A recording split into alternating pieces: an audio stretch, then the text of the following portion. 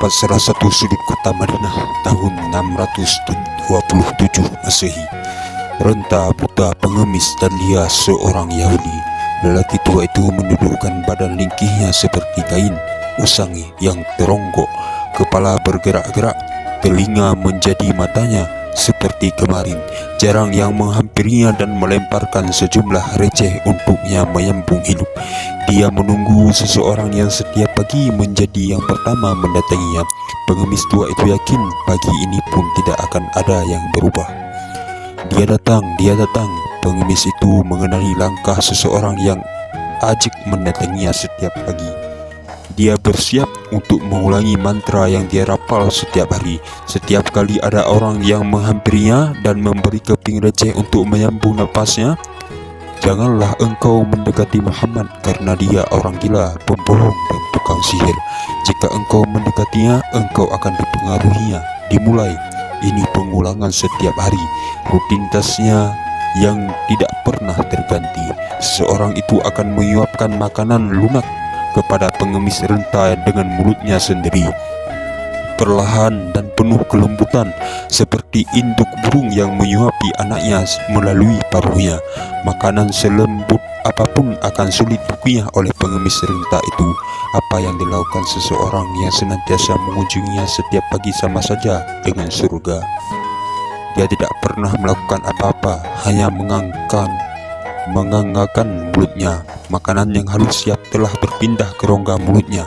Orang itu mengunyahkan makanan untuk dia dengan mulutnya sendiri, perlahan-lahan sampai tandas seluruh makanan yang dia bawa. Janganlah engkau mendekati Muhammad, si tua mengulangi kalimatnya, seolah dia mendapat layanan ekstra dari orang tak dikenalnya itu karena kalimat-kalimat yang dia ucapkan. Jangan karena dia orang gila, pembohong dan tukang sihir. Jika engkau mendekatinya, engkau akan dipengaruhinya. Orang itu tersenyum, tidak bersuara. Dia bangkit perlahan setelah memastikan si tua selesai dengan makanannya. Lelaki itu bangkit lalu menderap meninggalkan si pengemis. Langkahnya tegap dan terukur, ritmis dan berpendar wibawa. Lelaki itu, dirimu wahai Muhammad al-Mustafa. Abu Bakar menatap bungkusan roti di genggamannya, lalu melihat pengemis renta di hadapannya bergantian. Lelaki pengemis itu buka matanya, mengayun-ngayun kepala, tidak berbicara. Janganlah engkau mendekati Muhammad karena dia orang gila, pembohong dan tukang sihir. Jika engkau mendekatinya, engkau akan dipengaruhinya. Bukan begitu pengemis buta itu suka berkata-kata. Dahulu, sekarang tidak lagi. Kabar meninggalnya sang Nabi barangkali telah sampai kepadanya, jadi tak perlu dia berteriak kemana-mana. Sekarang Abu Bakar duduk di hadapannya, seolah tengah mengukur apa yang ada di kepala pengemis Yahudi di hadapannya. Terbayang sedikit perbincangannya dengan Aisyah beberapa waktu lalu, perbincangan tentang pengemis di hadapannya. Wahai putriku, apakah satu sunnah kekasihku yang belum aku tunaikan? Betapa Abu Bakar ingin mengikuti apapun yang dahulu dikatakan oleh Nabi, yang dahulu dilakukan oleh Nabi. Apapun, sekecil apapun, bahkan setelah dia berusaha keras melakukan apapun yang dicontohkan sang Nabi, dia masih belum yakin seluruhnya. Dia ingat dengan tepat, wahai ayahku. Aisyah yang belia menatap ayahnya, sementara air matanya mulai menjelaga.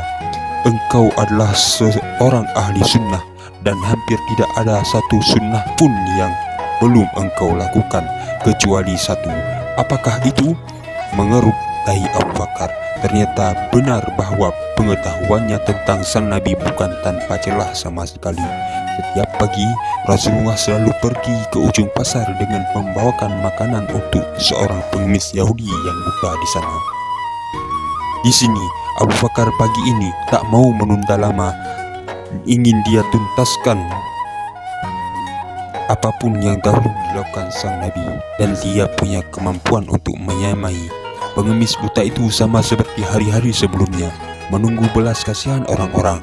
Namun dia telah meninggalkan caci maki terhadap sang Nabi.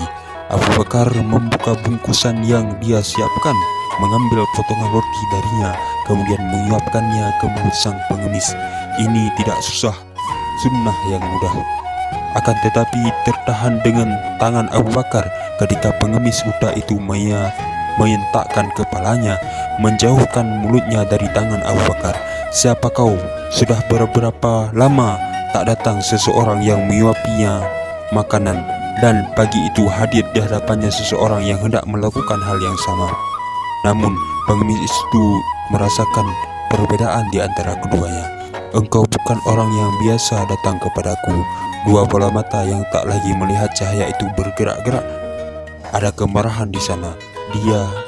Jika dia datang kepadaku, tidak usah tangan ini memegang dan tidak usah mulut ini mengunyah. Abu Bakar mendengarkan ini sesuatu yang memang ingin dia dengarkan. Orang yang biasa mendatangiku itu selalu menyuapiku dengan mulutnya, dan setelah itu ia memberikan padaku dengan mulutnya sendiri. Abu Bakar segera diserang perasaan yang melumpuhkan. Bahkan hendaknya untuk berlemah lembut terhadap pengemis itu tak ada apa-apanya dengan cara Nabi-Nya melakukan hal yang serupa. Dia hendak menyuapinya dengan perlahan, sedangkan sang Nabi mengunyahkannya terlebih dahulu supaya lembut makanan itu jadinya. Alangkah perasaan haru bercampur dengan rindu, kenangan akan kemuliaan dan tiadanya dendam menghancurkan keteguhan Abu Bakar. Dia terseduh sedangkan tangannya gemetar. "Aku memang bukan orang yang biasa datang kepadamu." Dia tetap berusaha berkata-kata. "Aku salah seorang dari sahabatnya. Orang yang mulia itu telah tiada. Dia adalah Muhammad Rasul Allah." Seolah berhenti detak jantung di dada Yahudi tua di hadapan Abu Bakar. Seolah ada yang mencengkeram batang otaknya. Badannya gemetaran, lalu membayang caci makinya yang bertahan lama di mulutnya. Caci maki yang dia katakan kepada setiap orang setiap saat. Dia mulai terisak. Benarkah demikian?